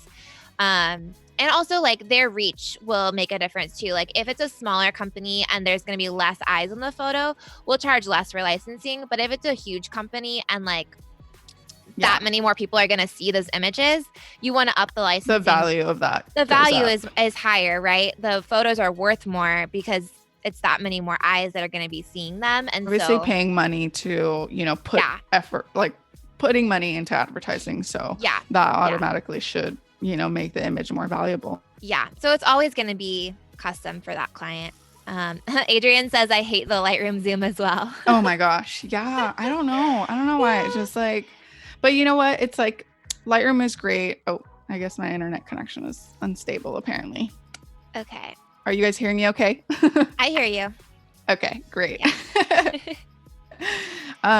But yeah, I don't know what it is. It's not as like customizable. Like it's not the same way as Photoshop. And but like at the same time though, like Lightroom has like, it's amazing. I'm so glad I introduced it into my workflow, because before I used to just go straight into Photoshop. And like, I think I always think of Lightroom as like a place to like kind of build the foundation, and also kind of more of like a place where like I have all my images together, and like I can, especially for sessions where like it's all big, like is part of the same group, it's like easier to see too. Yeah. Whereas like in Photoshop, like you literally have to open up each single image basically, or like or in Camera Raw, like you just see them to the left, but it's not the same. So that's why I always like to start with Lightroom. But yeah, always doing most of the stuff in Photoshop. Okay, let's hop over to the Daily Creative Challenge. Okay, Give cool. some design feedback. I'll take a little. Ooh, I should save this actually real quick. Oh wow, yes. Have you saved it at all this whole time? But you know Living what? Photoshop on the edge. No. But the great thing about Photoshop is that it like auto saves. So like if some reason like it would like crash, like it could recover the file, which is really nice. But always save everything. Okay, so we might have time for a couple more questions at the end. So if you guys have more, feel free to drop them in the chat and we'll try to touch on them at the end. But we're gonna go to our Daily Creative Challenge. So earlier, the challenge was to design a sports jersey using blending modes and a displace filter. So if you want to watch the replay of this, you'll be able to on Behance. It'll be up for you if you want to see how these were made, and you can still make your own and submit. And people can still give you feedback even after we review. So cool. Yeah. So fun. Okay. Super fun. I guess, should we just start from the bottom? I think these might have been from a challenge from previous. Okay, cool. Awesome. Yeah, I guess we'll just get in there. Let's do it. Making coins. So I guess, yeah. So this is from Zvester. Attempted to make the coin image more gold-like. Still not happy with it, but practice makes perfect. That's right. That's so true. And then good Keep practice. Pushing. It's always good. Yeah. And it does. Yeah, that definitely makes it more like realistic even. Here's the like before, and I guess he changed like the color of the coin, which that makes it more like looking more realistic for sure. Yeah, that's cool. Good job. Yeah, really cool. It was like really cool. Like I can't tell if that's just like a filter on Photoshop, to make it like that kind of embossed look, but it looks really cool. I really like the detail around the coins too on the edges. Good job. Cool. Yeah. Okay. Okay. Then we've got, here's here's our Our challenge from jersey. Ceci. Definitely fun but challenging. Bling. I love this. Love it. Great job I making it love look the color. dimensional. Like the Mhm. lighting on it, how that you can tell like the direction the light is coming from. That's great. And it's great to make it look more like it's in a real space. Yeah, yeah. And those These- wrinkles too. I They're know. nice. I know. I wonder, did they have like assets to like start with, or was it? I'm sure I they don't know. did. Yeah. We weren't able to watch the video because we were prepping for this, but yeah, I'm sure there was some kind of asset that Jesus gave. Yeah. Awesome. This looks This is fun really for cool. sure. Yeah. Good job. I like that you have like the little dot in the eye on these Uh-huh. corners as well. Kind of makes it look like a plaque or something almost. Yeah. I think the only feedback I would really give is that the bling looks a little bit off center. So maybe it looks like it's more forward and the shirt is kind of rotated. So slightly. So maybe try to like move it over a little bit and then like rotate it a little bit just so it like fits with the form of the shirt a little bit more. But other than that, it looks really good. Yeah. And I love the color. The green is really pretty. Yeah, it's fun. Cool. Okay. Awesome. Thank you, Ceci. Okay, we've got another coin challenge here. This Still is from at the coin 360 Virtual challenge. Tours. Cool. Oh my gosh. How fun. Wow, that's so like kind of realistic. I know. Crazy. The detail on the edge of the coin is great too. Mm-hmm. And the shadows so that it all looks like it's the text is like raised up and the little shapes Like- are raised. Yeah, like the beveling and embossing. Mhm. Yeah. Very fun. Good use of like textures within the actual coin, and then like the little pattern at the edge too makes it really cool. Looks nice. I like that it also, you can tell that some parts are lighter too. That gives it like more dimension as Mhm. well. Very fun. Cool. Thank you, 360 Virtual Tours. Okay, here we go. Another This is from Michael. jersey. Great challenge again. I ran into a situation. When don't I? When don't all of us? Welcome Where to it our appears the world. watermark is doubled. I know, right? They say on my next shirt, I will add highlights and maybe a logo for my website. Ooh, Cool. okay, That looks so nice cool. though. Yeah, Great definitely. job. Super fun. I can see what he was saying about the double thing, but actually, it Sure. kind of looks cool. I don't know. Yeah. And I would just maybe like move over the text, right? Like because otherwise I feel like maybe people might not know that that's an A. I mean, I can tell, but like, Yeah. moving it over a little might be helpful. But fun little graphic, or like, A little I can't tell if it's like a Buccaneers. little patchwork or like kind of meant to be. Yeah. It Super looks fun. nice. I wonder like what like's happening like right here on this edge. It looks kind of like, I don't know, like Yeah. double exposed or something. It's interesting. Love the red though. Mm-hmm. Yeah, definitely play with some dimension. more highlights. Yeah, actually, yeah, you're right. Like the light's coming from this side. Mm-hmm. So like it's falling off really nicely, and you can see like the shadows and stuff. So super fun. Yeah. Cool. Thanks, Michael. These are really fun. Good job, you guys. Okay. Here's from Mona Elena. I think maybe this is from a different challenge with fancy type. Cute. Oh, these must be like dancers or like family or like some friend's family or something. Cute. I can definitely see the beveling and embossing here too. The use of that. A little gradient. Nice. Little stars. So cute. Oh, well, that makes sense, actually. Stars. I was like, oh, that's cute. Super fun. Thank you, Manalena. Okay, here we go. So this one's from Angie Babe. We've got both a coin collection or a coin challenge and the shirt. So we'll start with here. Nice.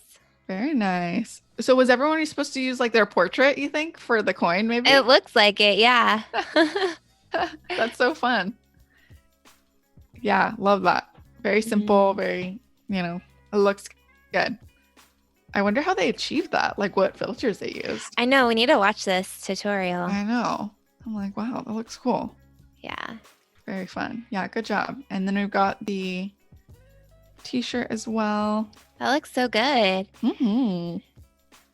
The shapes or the stripes like flow perfectly with the shadows and where the light's coming from and like the creases on the shirt.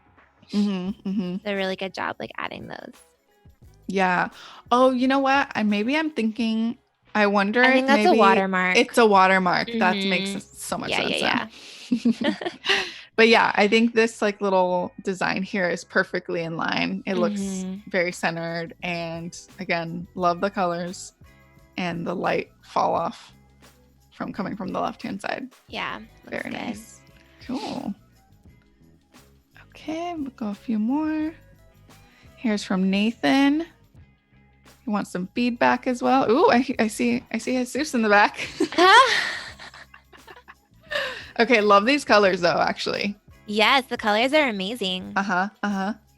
And it looks good. I would say the stripes look like they're maybe different sizes. Yeah. Like the one all the way to like the two middle ones look more similar, and then the one on the left looks bigger and the one on the right looks a little bit smaller. Yeah. And then the shape of them, I think like the maybe that right where your mouse just was, like maybe that right there is a little Just bit be off, like the yeah. perspective of it. But I think that's really hard to do, and overall like you did a great job with adding them in.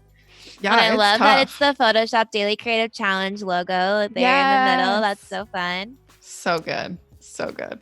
Like, Yeah. Adobe, can we get those t-shirts? Like, come on. Yeah. Let's get it going. DCC t-shirts. I know, that would be so cute. Adobe Live t-shirts. Yeah. I know. Also just love the fact that Jesus is just in the background, like amazing. chilling, just like he's probably happy to see this. Like he's like, I'm very proud. I would say the only thing I find the little outline a bit distracting, but maybe that's just my personal opinion. But I agree with you, Ellie, that these are really hard to do. So maybe hard. just fiddling with like where the t-shirt creases or curves, and then like making sure that the stripes are kind of the same like width. Mm-hmm. Yeah. Cool. That looks good. Yeah, good job.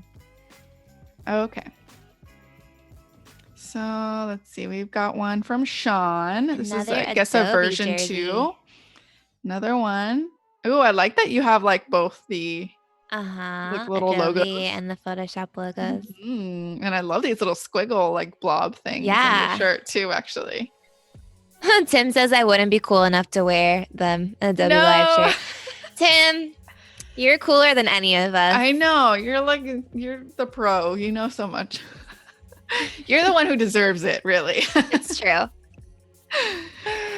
Send Tim a t-shirt. Fun. I know. Send Tim a t-shirt. I dig that. Super fun. Love the colors. And yeah. Looks good. Looks good to me. Great. The creases in the shirt are awesome. Mm-hmm, mm-hmm. Yeah. Gives it some dimension. Cool. Great job, Sean. And I'm assuming this one's version 2, so he probably went and did like more things to it in this one. Yeah. Oh yeah, there's his version number 1. Suck you up to Adobe. That is right. Yes. Yeah. Thanks, Sean, for submitting. Nice. Okay. And then here is nice. Oh, the video. Nice. Yeah, super cool. Let me see if there's anything else. Let me refresh. Sometimes like people come in and like submit too last minute. Cool. Good submissions, you guys. You can always watch the replay on this, and there's going to be an Illustrator challenge after this. There's also going to be a XD like design challenge. So make sure you keep watching today. Here we go. Here's our schedule. So right after this, there's the Illustrator Daily Creative Challenge with Andrew. The XD Daily Creative Challenge is at 2. And before that, there's branding and identity. Then there's a draw along with Kyle and also a design off. So full schedule today. You guys have so much that you're going to be able to learn and participate in. So definitely try out the challenges. Like talking about building your portfolio right now, the challenges are a really good way to learn new tools, to get feedback on your work, to try things that maybe you never would have thought of to try on your own, and just push yourself in new ways. So I definitely recommend. And there's so many replays that you can go back and watch and like learn from these amazing professionals. Like Jesus knows like everything there is to know about Photoshop. So Yes. you get to learn from him, and it's super awesome. So make sure that you guys are participating in these. It's really fun. Definitely.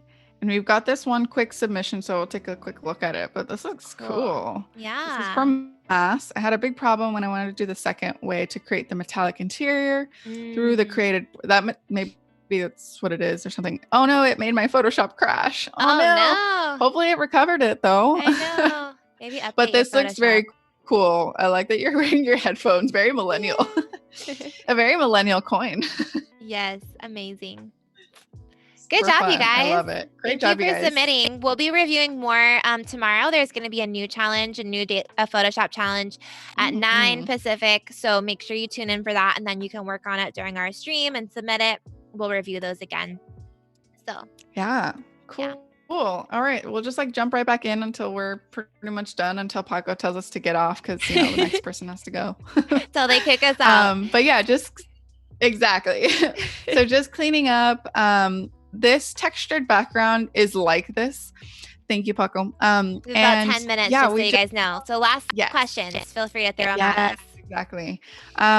We've got this textured background here because of the acrylic and the cellophane. So I'm not too worried about cleaning it that much because I want it to stay that like texture. And then I'm just like gonna keep going a little. Guys, actually one really cool thing real quick. So one of the great things about like working with both Lightroom and Photoshop is that they kind of like communicate together really well. So as you know, I saved it. So when I go back to Lightroom, it's going to come up in this image right here or in this lineup here. So you can tell that right here, it says 5399-edit.psd. So that's the Photoshop file that I'm working on right now.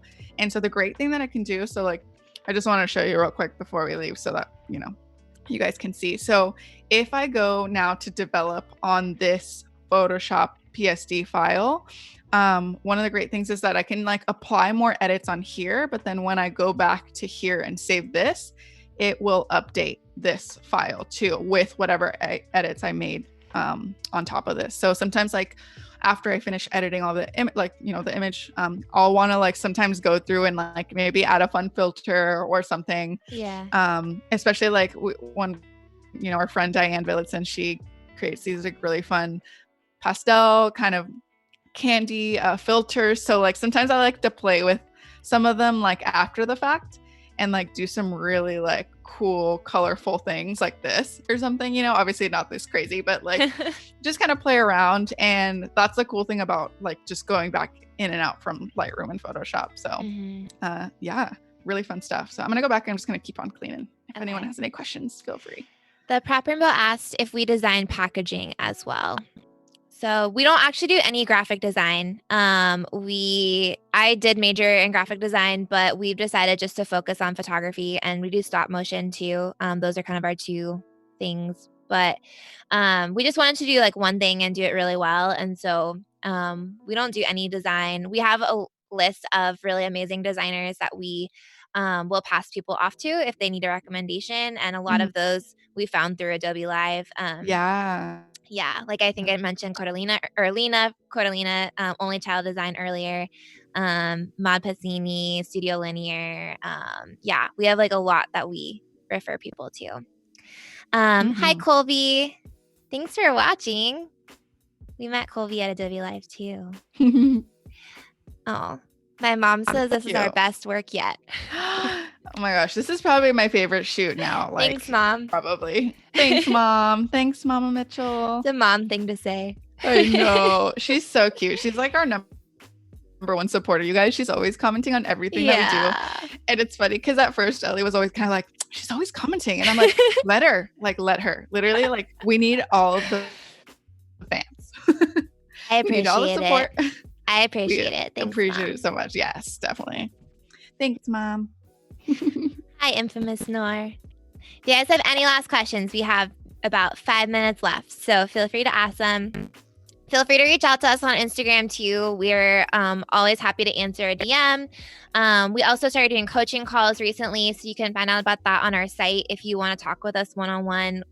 We're really big on education and sharing information, and yeah, just love to like support and help other people who are learning, and we're learning too. So we're just trying to share everything that we're learning.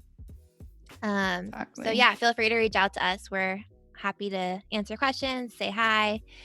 Our Instagram's just Weekend Creative, so easy to find.